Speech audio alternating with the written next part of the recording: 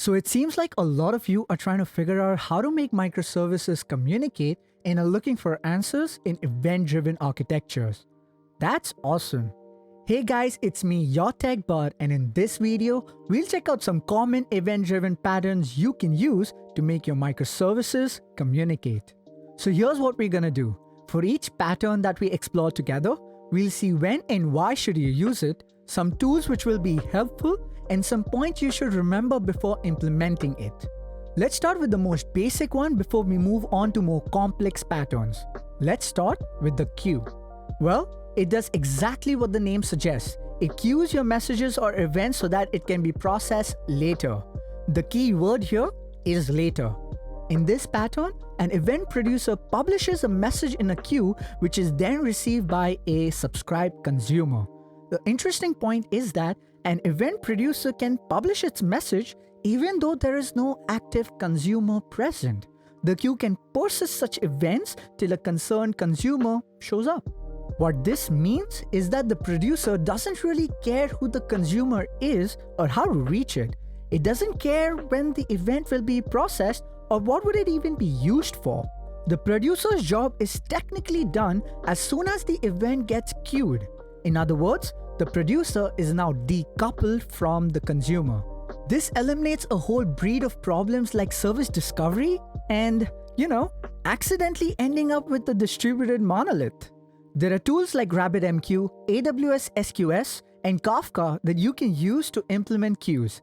Granted, each one of them works differently, but they all have some aspects in common. One of them is the ability to load balance the events in the queue across multiple workers. The load balancing strategy may differ from queue to queue based on its characteristic, but it's usually there. Another important feature is the ability to limit the number of active events a worker can process simultaneously. This provides a mechanism to apply back pressure when the incoming request rate spikes. Finally, all of them expose some sort of metrics indicating the amount of events or work currently queued which aren't really being processed by any worker. This enables fancy auto-scaling patterns like scaling down to 0, which wouldn't really be possible when using metrics like CPU utilization. I'll be making a video on event-driven auto-scaling soon. This is probably a good time to subscribe. The last thing I want to leave you with is the concept of dead letter queues. Since we aren't really living in an ideal world, there are occasions where an event may not be processed in time. This would cause the queue to eject that event and it would be lost forever, like an astronaut in space. We want to avoid this loss of messages, at least for our critical events. Some queues like SQS have the option to launch another event whenever such a scenario happens. This event is called the dead letter event, and the queue you pull this from is called the dead letter queue. This is one of the ways you can handle rollbacks in an event-driven system, so you should probably keep this in mind. The next pattern is pretty straightforward as well. It's called the Fanout Pattern, and it's time we take an example. Let's say we have a bunch of services running in production. Unfortunately, one of them fails. Luckily, we have a failure detection system in place which detects this in time. Now, we expect the failure detection system to take 3 actions. First, notify the SRE team via an email. Second, start a task to run preliminary diagnostics. And finally, signal the CI/CD pipeline to stop all deployments till the problem is fixed. You probably see where I'm going with this. Instead of directly coupling our failure detection system with these 3 separate services, which by the way sounds like a lot of work, we want to launch a failure event just once. Our eventing system will be responsible to duplicate or mirror this event to all systems interested in it. This is the fan-out pattern. But remember, unlike queues, fan-out systems are inherently stateless. What I mean is, the events would be delivered only to active systems which have subscribed to the event. If the concerned system was down due to any reason, it would miss the event. Most lightweight messaging systems like Redis PubSub and Core NATs use such a mechanism. But wait, there is more to it. What if, instead of making our consumers subscribe to the event directly, like what I've done here, we introduce a persistent queue in the middle? This will solve the problem of missing events altogether. Not just that, a queue will help us manage the life cycle of the event for each system independently. It is as though the same event is launched for each one of these systems separately. So now we can manage things like retries, rate limiting, and maybe even scaling in a way that is best suited for each system. Cool, isn't it? Okay, it is time to move to the next one, and I'm talking about serverless. To be fair, serverless, or functions as a service to be precise, isn't exactly an event-driven pattern.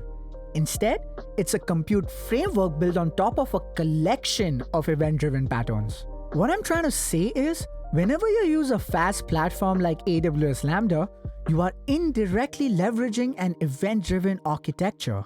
The only way to trigger a function is via events. It's almost as if there is a queue in front of every function that you deploy. This is why features like automatic retries and dead letter queues are built in as a part of any fast platform. Now I know what you're thinking, Josh. I can do this by myself. All I need to do is have something like RabbitMQ in place for all the traffic flowing through my system. Well, you are right. Whatever I just said for serverless can be done for any kind of workload. The beauty of FaaS, however, is that all these integrations are built into the platform. I can trigger Lambda functions from HTTP requests, SQS and SNS messages, S3 events, and even DynamoDB operations. I can do all of this at the click of a button without having to write any integration-specific code at all. This can save a lot of development time and management effort in the longer run. Time to move on to the next one. Till now, we were focusing on point-to-point eventing where the life cycle of an event ends as soon as it's processed. While this works, many use cases require a multi-step workflow.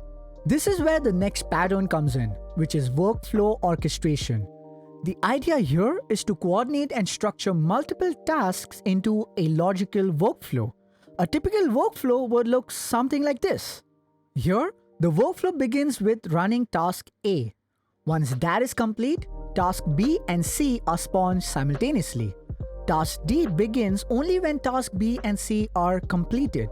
This is called a DAG, or a directed acyclic graph. Man, pronouncing that was hard.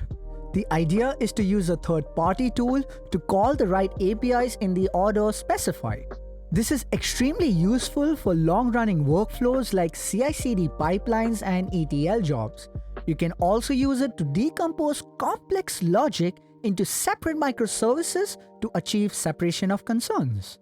To be honest, I haven't seen a good open source workflow engine for microservices yet. I was thinking maybe we could build one together, like live. Let me know in the comments what you think about it. Before we continue, do take a moment to like and subscribe if you've liked this video so far. It really helps me and the channel. And also thank Vishnu and Subbu while you're at it, since they are the ones who requested for this video. I was thinking of ending my video here, but Bijosi asked a really good question in the comments which I would like to address now. The scenario goes like this. Let's say we have an API gateway which launches an event in the queue whenever it gets a request. A worker picks it up from the queue and processes it. Now the question is, how will the result of that operation be forwarded to the API gateway so that it can forward the appropriate response to the client? In other words, how can we achieve synchronous eventing? Now this may sound like an anti-pattern. I mean, wasn't eventing all about asynchronous communication? Guess what? Synchronous events are a very valid use case, especially for more complicated workflows with multiple exit points. So here's how you do it. Create a dedicated queue for each gateway instance. Now, include the ID of this queue along with a unique request ID in the event payload. All the worker needs to do now is push the result along with the request ID to the gateway's queue. Each API gateway will be monitoring their respective queues and will send back the response to the appropriate client based on the request ID present in the result. I hope that answers your question. And guys, do drop in questions you may have in the comments below or just hit me up on Twitter. I read all of them personally and will make sure I can include them in my future videos as and when I can. I really think your questions can help me improve the quality of content on this channel. After all, I am your tech bud. You're on YouTube and hopefully in real life.